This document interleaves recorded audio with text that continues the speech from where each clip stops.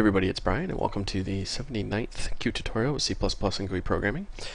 Today we're going to learn how to paint text. So we're just going to call this text painter. Put it in the usual location. And of course the dialog. We're continuing our drawing and painting series. And of course first thing we want to do is open up the header, add our includes. Then we're going to override the paint event.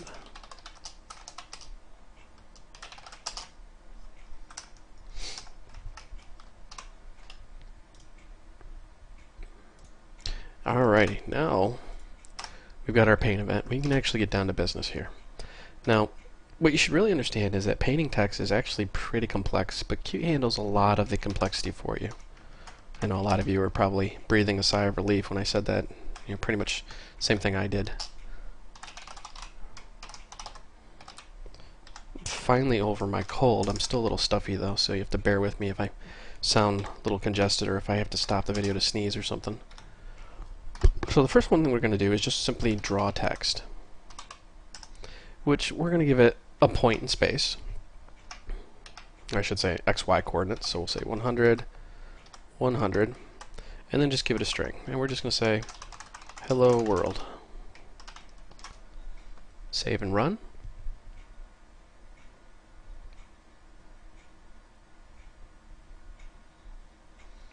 And eventually this will build, I promise. There we go. And you can see at X and Y 100 we have hello world. Now what that does is it chooses the upper left point that you gave it, the 100, 100, and then it starts drawing the text from there. And it doesn't really care if the text goes outside the bounds of the window. That's just very simply, you just give it a point in space and say draw it here. Now what we're going to do is a QRect.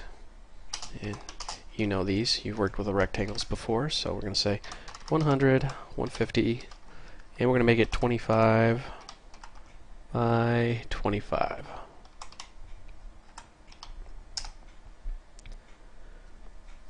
Or I'm sorry, 250, not 25. Geez, what was I thinking? Got a little ahead of myself there. Sorry about that. And then we're just going to painter,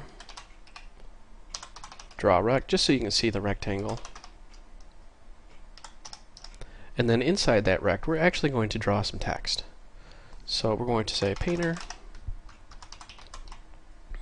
draw text, and then we want to give it the rectangle, the bounds, as you will, and we're going to give it an alignment here. So we're going to say Qt,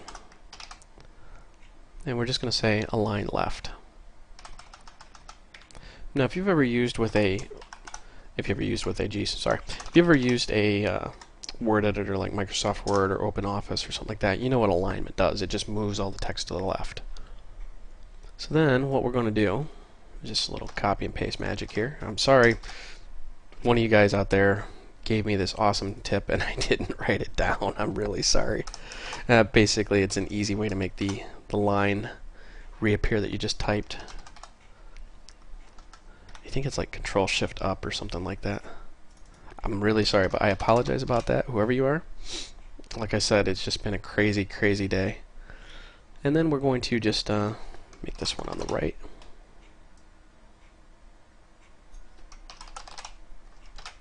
So now we have our rectangle, and as you can guess what's going to happen here, we're going to have one that's aligned to the left, one that's aligned to the center, one that's aligned to the right. Compile and run this. Sure enough, there's a rectangle. There's left, center, and right. Now you notice how left and right are kind of at the top. They're not actually in the center. Well, we're going to fix that real quick. Oops. Let's get this right here. And what we're going to do is just very simply add an OR. So we're just going to OR these together. And we're going to say Qt align center. So what we're saying really here is align it to the right and then align it to the center. Oops, sorry, V center for vertical center. So we're going to say align that to the right and then align it vertically in the center.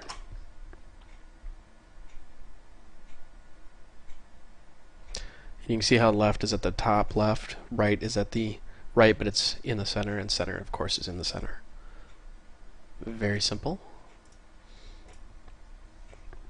Now I want to discuss something you may have stumbled across already if you're just kind of playing along here. We'll say QRect, and we're going to call this rect2.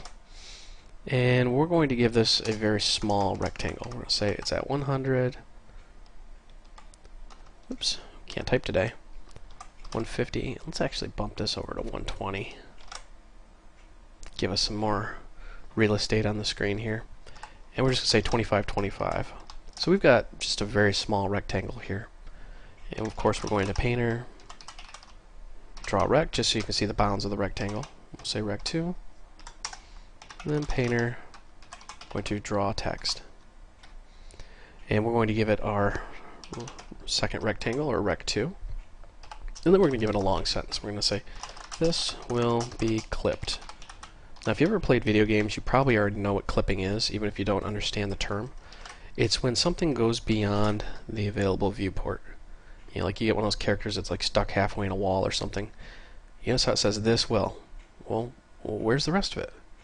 See, the bounds of our rectangle is extremely small, 25 by 25. And it tried to wrap the text. It says this will, and then the rest of it is just clipped, meaning it's gone. Now if you run into that problem in the real world, obviously the solution to that is just make your rectangle bigger if you can, or make your text smaller. See, this will be clipped. Now it's no longer clipped because we made our rectangle much, much bigger.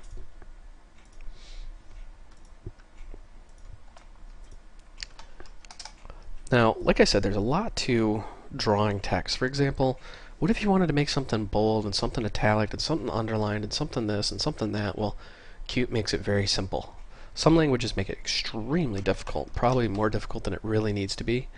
But with Qt, of course, life is good. I should probably ask Nokia if they'll hire me because I seem to be turning into like this Qt evangelist. And I don't really mean to be. I actually like other languages as well. Whoops, call this rect3. And we're just going to say 0, 0, and 250, 250. We're going to do Painter, Translate. Now, if you don't know what Translate is, it's kind of one of those really in-depth commands, but really what you need to know is it takes the current position and translates it. In other words, it gives it an offset. So it's not really going to be 0, 0. It's going to be more like 20, 20. Now, if this was 100, this 0, it would end up being 120.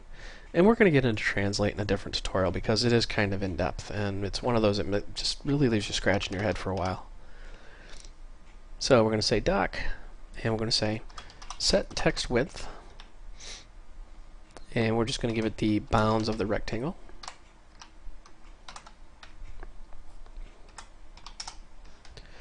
Now, if you're wondering what QTextDocument does, it allows us to render, maybe some of you are already ahead of me, HTML. So you can say set HTML. And then I'm going to just for the sake of time here, copy and paste a very, very long string in here that I already have done. And if you don't know any HTML, don't worry, I'm going to explain everything. In HTML, there are a series of tags. They start with a start bracket and an end bracket. In those tags is a command. See this B? That stands for bold. Now, because we've started the bold, everything beyond this will be bold. So we have to end it, and that's what the slash does. See, start bracket, slash, command, end bracket. So what we're saying is really everything in here will be bold. And then we've got this U tag. Well, that's underlined. So we're going to say everything from there to there is going to be underlined, but we're turning it off. So we're going to say hello, this text right here, it's going to be bold and underlined. BR stands for break or hard return. So we're just going to make 2 lines down. And then we're given a pretty hefty font command here. We're saying font face, or the style of font is going to be Arial. The color is going to be red. The size is going to be 6. And then we're going to italicize it, and it's going to be the word world. And of course we're turning the italics and font off.